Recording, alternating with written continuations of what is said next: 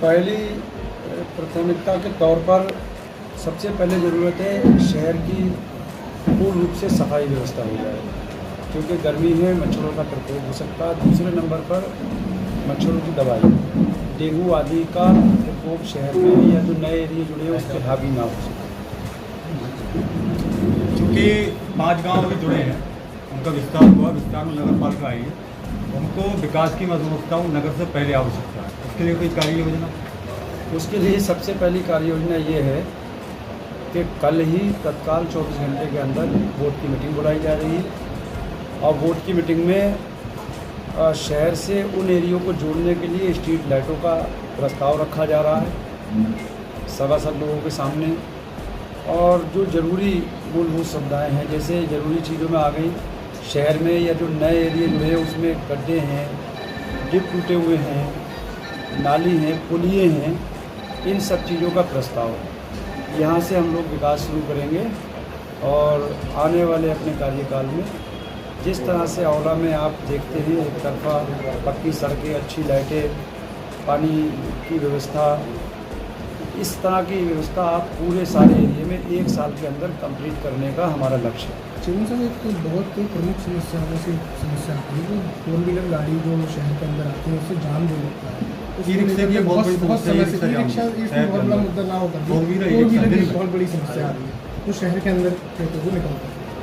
ऐसा देखिए, 4 व्हीलर तो चाहे दिल्ली हो, बॉम्बे हो, राजस्थान, किसी भी सूबे में ना कोई बंद कर पाया है, ना हम लोग बंद कर पाएंगे। एक तो वो आरटीओ ऑफिस, आरटीओ विभाग के अंतर्गत आता है। दूसरी चीज़ ये है कि एजेड लोग हैं, सीनियर सिटीजन हैं, बीमार हैं, मरीज हैं, इस तरह की ब्याह शादी में दुल्हन जा रही है, दूल्हा आ रहा है, तो वो सब अलग। लेकिन हाँ, एक मुद्दा अभी कहा था, किसी ने ई-रिक्शा का नाम लिया था।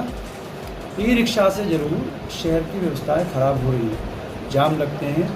और कुछ रिक्शे वाले इतने अच्छे होते हैं कि जगह देते हैं, कुछ रिक्शे वाले इतने हेकड़ होते हैं कि वो पलट के देखते हैं कि पीछे पुलिस की गाड़ी, उसके बाद भी फिर अपने वही लाइन में लग जाते हैं। तो हम इसके लिए एक नगर पालिका से प्रस्ताव लाएंगे, ग्रीन कलर की प्लेट देंगे हम शहर में जीवन यापन करने वाले रिक्शा चलाने वाले ई-रिक्शा चालकों को, जिसके अंतर्गत वो शहर के अंदर रिक्शे चला पाएंगे।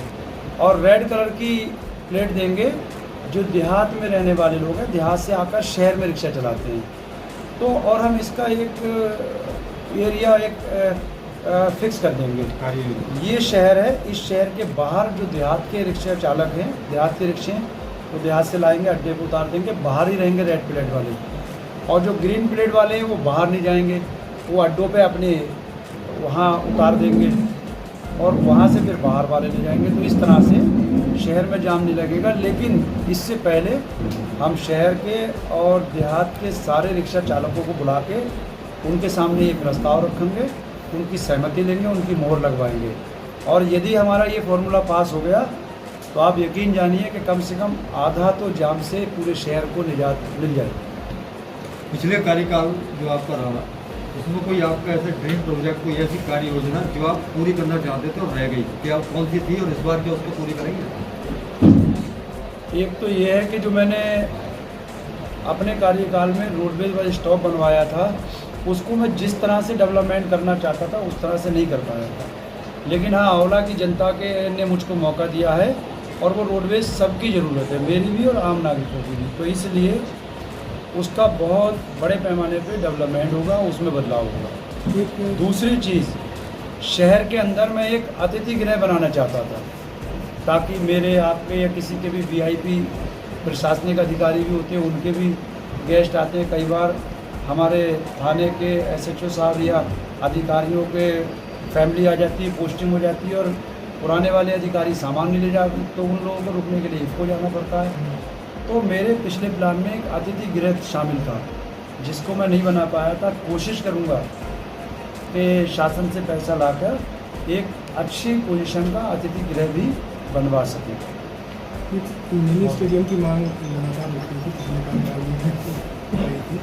मिनी स्टेडियम तो हमारे खुद के घोषणा पत्र में है और हम जल्दी ही उसके लिए ज़मीन तलाश करेंगे। और सरकार के पास बहुत पैसा है, सरकार कोई भी हो, हर सरकार चाहती है कि काम हो, शहरों का डेवलपमेंट हो। सरकार के पास बहुत पैसा है हम माननीय मुख्यमंत्री जी से, माननीय नगर विकास मंत्री जी से अनुरोध करेंगे, स्टेडियम का प्रोजेक्ट उनको देंगे और मुझको उम्मीद है कि औला में स्टेडियम के लिए पैसा मिलेगा और मैं उसका निर्माण करवा पाऊँगा। एक आखिरी सवाल जो बहुत पिछले समय से रहा है, नगर पालिका के पिछले कार्यकाल में बिना योजना के पुराना किराए पर डिवाइडर बना दिया जो एक्सीडेंट जोन बन सके, उनको लेकर कोई योजना है?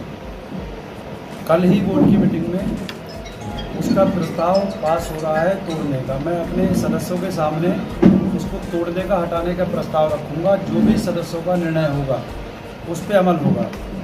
रही बात ये कि जो आपने डिवाइडर की बात कही, मैं उसको खूनी डिवाइडर कहता हूँ। मेरी आंखों के सामने वहाँ पर कई जाने गई हैं, पूरी बसें पलट गई, टाटा सोमो पलट गई, मारुति वैन घुस गई, मतलब अनेकों लोगों को इतनी चोटें आई हैं। मेरे पड़ोस में है अबदानपुर, अभी 5-6 दिन पहले 20 वर्षीय नौजवान बहुत खूबसूरत था, उसी डिवाइडर ने उसकी जान ले ली।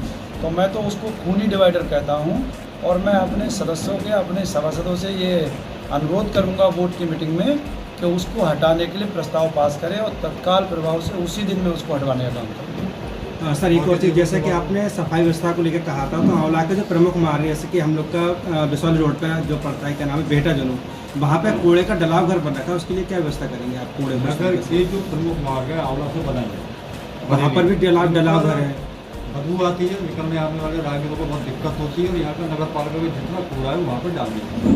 इसको लेकर पिछले समय से, बहुत लंबे समय से है ये आपके कार्यकाल में। जब हम चेयरमैन थे तो वहाँ पर गेट पर हमने एक नाम देखा है, महाराणा प्रताप स्वागत द्वार। तो हम तो उस नाम का इतना सम्मान करते हैं कि हमने वहाँ का सारा कूड़ा हटवा दिया था और लाखों रुपए लगा के स्टेशन रोड पे एक डंपिंग ग्राउंड बनाया था, कूड़ा घर। पूरे शहर का कूड़ा वहाँ जाता था, वहाँ इकट्ठा होता था, सारे मुख्य मार्ग साफ थे। अब 5 साल का लंबा अरसा होता है, 5 साल बाद मुझको मौका मिला है। मैं आपको यकीन ही नहीं, विश्वास दिलाता हूँ कि पहले जैसी पोजीशन, पहले जैसा सुधार आप लोगों को बहुत जल्द देखने को मिलेगा।